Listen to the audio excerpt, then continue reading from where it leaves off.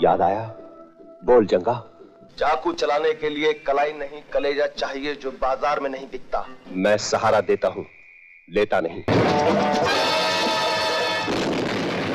50, 60 और 70 दशक में निर्माता डाकुओं पर बनी फिल्मों पर कुछ ज्यादा ही भरोसा करते थे, क्योंकि इस सब्जेक्ट को काफी हद तक सफलता की गारंटी माना जाता था। हर दौर में डाकुओं पर न केवल कमाऊ फिल्में बनी, बल्कि कुछ ने तो पिछले बॉक्स ऑफिस रिकॉर्ड भी तोड़ दिए थे। फिर चाहे ऑस्कर तक पहुंचने वाली film mother India, Ganga Jamuna, जिस देश में गंगा बहती है, मेरा गांव मेरा देश और आइकॉनिक फिल्म शोले ही क्यों न हो, डाकुओं का किरदार ऑडियंस को इतना भाता था कि फिल्मकार किसी न किसी तरह अपनी फिल्म को डाकुओं से जोड़े बिना नहीं रहते थे। और इसी तरह की एक फिल्म थी 29 मार्च 1974 को रिलीज एक्शन क्राइम ड्रामा से भरी खोटे सिक्के, जिसमें लीड रोल में फिरोज खान, डैनी डेंजोंपा, रणजीत, नरेंद्र नाथ, अजीत सिंह देओल, सुधीर, पेंटल, रेहाना सुल्तान और अजीत खान के अलावा कई और कलाकार नजर आए थे। फिल्म के निर्देशक और कहानीकार थे नरेंद्र बेदी, निर्माता थे एनडी कोठारी, संगीतकार थे राहुल देव बर्मन और गीतकार मजरू सुल्तानपुरी के लिखे 3 गीत रखे गए थे, जिनमें बतौर गायक आवाज दी थी किशोर कुमार, आशा भोसले और उषा मंगेशकर ने।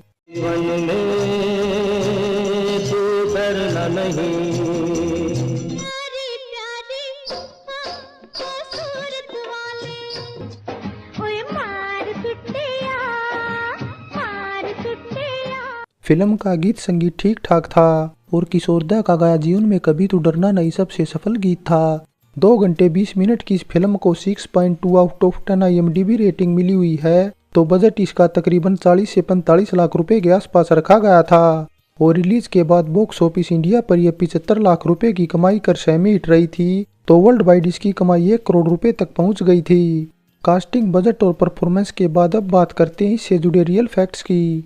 फैक्ट 1, फिल्म खोटे सिक्के अगर सन 1960 में आई एक हॉलीवुड फिल्म द मैग्निफिसेंट 7 से प्रेरित थी, तो इसके बहुत से सीन समेत बैकग्राउंड संगीत क्लिंट ईस्टवुड की 1964, 65 और 66 में आई डॉलर ट्रिलॉजी से कॉपी किए गए थे। हालांकि संगीत का इस्तेमाल इससे पहले बॉलीवुड की एक और फिल्म गद्दार में भी किया गया था, जो सन 1973 में रिलीज हुई थी।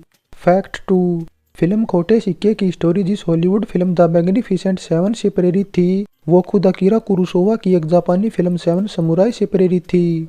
हालांकि साल 1975 में आई ऑल टाइम ब्लॉकबस्टर शोले भी इसी से प्रेरित थी और उसकी शूटिंग भी खोटे सिक्के से पहले ही शुरू हुई थी, लेकिन कम बजट के चलते खोटे सिक्के पहले रिलीज हो गई और खोटे सिक्के जहां थोड़ा बहुत ही प्रॉफिट करने में सफल रही थी, तो शोले ने बॉक्स ऑफिस के सभी रिकॉर्ड तोड़ दिए थे। हालांकि दोनों फिल्मों के बहुत से सीन, कैरेक्टर और डायलॉग काफी कुछ सिमिलर थे, जिनमें सचिन पेंगलेकर और पेंटल दोनों को डाकू मार कर गाँव में फेंक देते हैं, तो नरेंद्र नाथ की तरह अमिताभ भी विधवा के प्रेम में पड़ जाते हैं। और जिस तरह फिरोज खान को डाकू जंगा जिंदा चाहिए, ठीक उसी तरह संजीव कुमार को भी शोले में गब्बर जिंदा चाहिए होता है।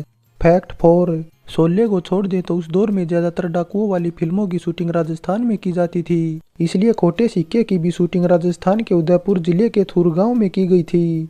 साल 1971 में आई मेरा गांव मेरा देश और 1973 में एक कच्चे धागे भी इन्हीं लोकेशन के आसपास फिल्माई गई थी। फैक्ट 5, फिल्म खोटे सिक्के की शूटिंग के दौरान फिरोज खान और निर्देशक नरेंद्र बेदी अच्छे दोस्त बन गए थे और ये दोस्ती फिल्म की सक्सेस पार्टी के दौरान तो और भी ज्यादा बढ़ गई थी। इसलिए फिरोज खान कुछ निर्माताओं से अपनी फिल्म का निर्देशन नरेंद्र बेदी से कराने की भी सिफारिश करने लगे थे और ऐसी एक अनटाइटल्ड फिल्म जिसका निर्माण हरीश शाह कर रहे थे कि शूटिंग के दौरान निर्देशक रविकांत नागाई से कुछ कहासुनी होने से शूटिंग बीच में ही रुक गई थी।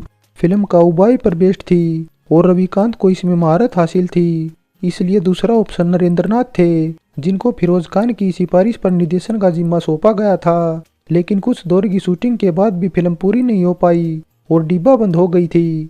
फैक्ट 6, फिरोज खान और अजीत खान को छोड़कर खोटे सिक्के की शूटिंग के दौरान सभी सितारे करियर की शुरुआती दौर में थे, जिनमें रणजीत और प्रेमनाथ तो एक तरफा नेगेटिव रोल भी कर रहे थे, लेकिन खोटे सिक्के एक तरफा ऐसी फिल्म थी जिसमें सभी पॉजिटिव रोल में डाकुओं को मारते नजर आए थे और डैनी, सुधीर और प्रेमनाथ तो बी ग्रेड हीरोइनों के साथ इश्क फरमाते भी नजर आए थे।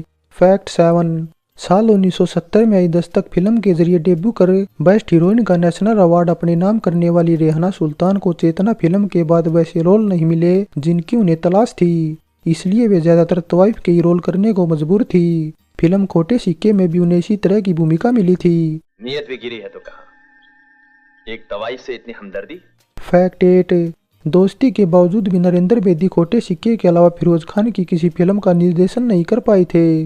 बस इसीलिए उन्होंने खोटे सिक्के के ही बेस को चुनते हुए इसका सीक्वल बनाने का फैसला किया और साल 1982 में कच्चे हीरे टाइटल से फिल्म रिलीज कर दी, जिसमें रणजीत और हीरोइनों को छोड़कर सेम खोटे सिक्के की स्टार कास्ट थी। फिल्म में मेन हीरोइन के तौर पर रीना रॉय को लिया गया था तो रणजीत की जगह शक्ति कपूर को साइन किया गया था।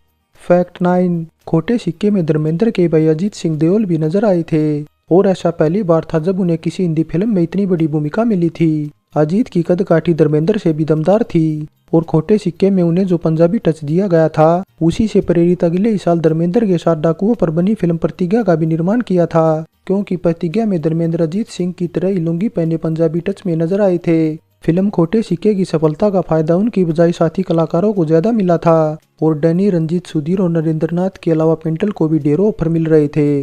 वाहिगुरु की कसम, गोली की तरह ट्रक चलाता हूँ। वो तो पुलिस वालों ने खड़ा ट्रक पकड़ लिया। फैक्ट 10, खोटे सिक्के की सफलता को देखते हुए इसी टाइटल से पाकिस्तान में भी सन 1981 में एक फिल्म रिलीज हुई थी जो वहाँ काफी पॉपुलर भी हुई थी। इसके अलावा साल 1998 में बॉलीवुड में पार्थो घोष ने भी अयूब खान और अतुल अग्निहोत्री को लेकर खोटे सिक्के टाइटल से ही फिल्म बनाई थी, लेकिन सिवाय टाइटल के दोनों ही फिल्मों की स्टोरी एकदम अलग थी। इसके अलावा सन 2006 में भी खोटे सिक्के टाइटल से ही संजय गुप्ता ने भी संजय दत्त, नाना पाटेकर, फरदीन खान और अर्जुन रामपाल को लेकर एक फिल्म की घोषणा की थी, लेकिन संजय गुप्ता और संजय दत्त की आपसी अनबन के कारण ये रद्द हो गई। फैक्ट 11, सन 1972 में आई फिरोज खान की अपराध के बैकग्राउंड संगीत का भी इस्तेमाल खोटे सिक्के के कई सीन में किया गया था, तो इसी साल आई हॉलीवुड की classical film the God father की थीम का भी इस्तेमाल इसके क्लाइमैक्स में रणजीत के मरने वाले सीन में किया गया था। फैक्ट 12, मास्टर अलंकार जोशी खोटे सिक्के के अलावा उन दिनों शोले का भी हिस्सा थे। खोटे सिक्के में जहां वे फिरोज खान के बचपन की भूमिका में थे तो शोले में संजीव कुमार के पोते बने थे। मास्टर अलंकार उन दिनों इतने बिजी थे कि शूटिंग के लिए उन्हें कई दिनों तक घर से बाहर भी रहना पड़ता था, जिस वजह से कई बार वे एग्जाम भी नहीं दे पाते थे। इसलिए साल 1974 में कुछ फिल्मकारों ने एग्जाम देने के लिए उन्हें रेस्ट देने का फैसला किया था ताकि वे अच्छे से एग्जाम दे सकें। फैक्ट 13, फिल्म खोटे सिक्के की शूटिंग से पहले फिरोज खान डैनी की काफी तारीफ सुन चुके थे और जब इस फिल्म में दोनों पहली बार एक साथ काम कर रहे थे तो फिरोज खान न केवल उनकी अदाकारी से बल्कि उनकी लुक से भी बहुत ज्यादा प्रभावित हुए थे। बस इसीलिए उन्होंने डैनी की न केवल इसके बाद काला सोना और रानी और लाल परी जैसी फिल्मों में सिफारिश की बल्कि अपनी होम प्रोडक्शन धर्मात्मा में भी उन्हें साइन कर लिया था। फैक्ट 14, खोटे सिक्के ऐसी फिल्म थी जिसमें फिरोज खान का कोई नाम नहीं था और उनकी भूमिका के साथ उनका पहनावा भी हूबहू डॉलर ट्रिलॉजी की a fistful of dollar, for a few dollar more और the good the bad and the ugly के क्लिंट ईस्टवुड की भूमिका के समान था। हालांकि उनकी ये भूमिका पहले राजेश खन्ना को ऑफर हुई थी, लेकिन बिजी शेड्यूल के चलते उन्होंने करने से मना कर दिया था। काउबॉय भूमिका में फिरोज खान की ये फुल टाइम पहली फिल्म मानी जाती है और बॉलीवुड में सबसे ज्यादा काउबॉय वाली फिल्में भी उन्हीं के नाम दर्ज हैं, जिस वजह से उन्हें बॉलीवुड का क्लिंट ईस्टवुड भी कहा जाता था। काउबॉय भूमिका में मिथुन दा ऐसे थे जो उन्हें कुछ हद तक टक्कर दे पाए थे। फैक्ट 15, हिंदुस्तान में तो खोटे सिक्के टाइम पर 29 मार्च 1974 को रिलीज हो गई थी, लेकिन कुछ वजहों से यूरोपियन देश पुर्तगाल में इसे 5 सालों बाद रिलीज किया गया था। ये तो बात रही खोटे सिक्के से जुड़े नॉन फैक्ट्स की। अब बात शूटिंग लोकेशन की करें तो इसकी शूटिंग मुंबई के आरके स्टूडियो, फिल्मालय और फिल्मिस्तान स्टूडियो के अलावा राजस्थान के उदयपुर जिले के थूरगांव में की गई थी और थूरगांव का जिक्र फिल्म के एक सीन में भी किया गया था। शूटिंग लोकेशन के बाद अब बात टॉप 5 फिल्मों की भी कर ली जाए तो उस साल ब्लॉकबस्टर फिल्म रोटी कपड़ा और मकान टॉप पर थी। नंबर 2 पर थी चोर मचाए शोर, 3 पर दोस्त, 4 पर प्रेमनगर और नंबर 5 पर विदाई थी तो खोटे सिक्के टॉप 20 से भी बाहर थी। टॉप 5 फिल्मों के बाद अब बात 22 में फिल्म फेयर की भी कर ली जाए तो ऑल टाइम ब्लॉकबस्टर शोले से मिलती जुलती स्टोरी होने के बावजूद इसे एक नॉमिनेशन तक नसीब नहीं हो पाया था। फाइनली खोटे सिक्के काफी बेहतरीन फिल्म थी। निर्देशक नरेंद्र बेदी ने सभी कलाकारों से काफी मेहनत भी कराई थी। हालांकि शूटिंग ठंड के मौसम में ही 5-6 महीनों में ही पूरी कर ली गई थी। अगर गर्मी होती तो इसे फिल्माने में और ज्यादा टाइम लगाना लाजमी था। फिल्म पूरी तरह देहात से प्रेरित थी, लेकिन निर्देशक नरेंद्र बेदी इसमें वेस्टर्न कल्चर डालकर इसे अलग ही लेवल पर ले गए थे और यही इसका मजबूत पक्ष भी था। लेकिन फिर भी इसके बाद आई शोले इसी से प्रेरित होकर इससे न केवल कहीं ज्यादा सफल फिल्म बनी बल्कि शोले को तो बच्चा बच्चा भी जानता है। हमारे द्वारा दी गई जानकारी आपको पसंद या ना पसंद आई है तो लाइक या डिसलाइक में से एक जरूर करें और पसंद आई है तो कमेंट करने के साथ चैनल सब्सक्राइब करें। वीडियो आप तक सबसे पहले पहुंचे इसलिए घंटे का बटन भी दबा दें।